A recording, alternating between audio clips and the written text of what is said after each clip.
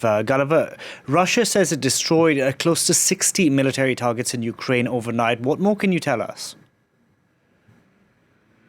In particular, the Russians are saying that they destroyed an important stockpile of weapons supplied to Ukraine by its Western allies in Zaporizhia, big city in the centre-east of the country. Obviously, we can't verify that. The last thing the Ukrainians would want to do would be to admit that this weaponry has been destroyed. The Ukrainians have also been claiming to have destroyed large quantities of Russian armour, and that's also impossible to verify. It's very possible that at least some of the strikes that Russia continues to make all over Ukraine are due to their attempts to destroy weaponry as it is on its way to the front lines in the east and south of the country, or wherever they think that they have information that it's being stored. It's absolutely crucial to Ukraine at the moment to try to keep the location of this weaponry as secret as possible to prevent it from being destroyed. These strikes on what may be what Russia deems to be military targets are accompanied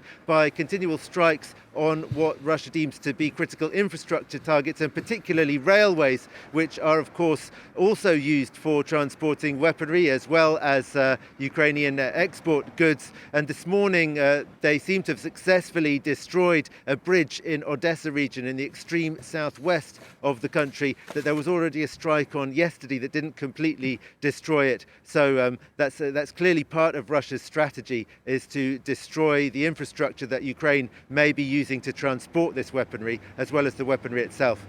Now, Gulliver, Russia's strategy in this conflict has shifted towards the east. Is that going according to plan, or is Russia facing resistance from Ukrainian forces?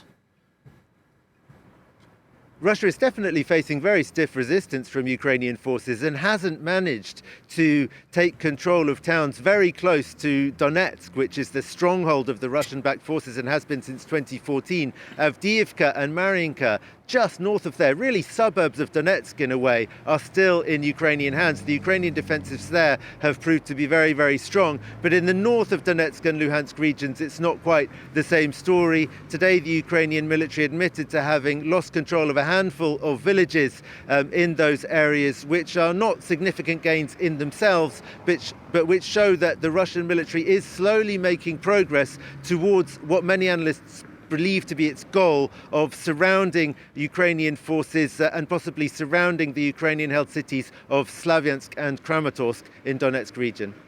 Gulliver, thank you very much for that. Gulliver Cragg reporting there from Kyiv.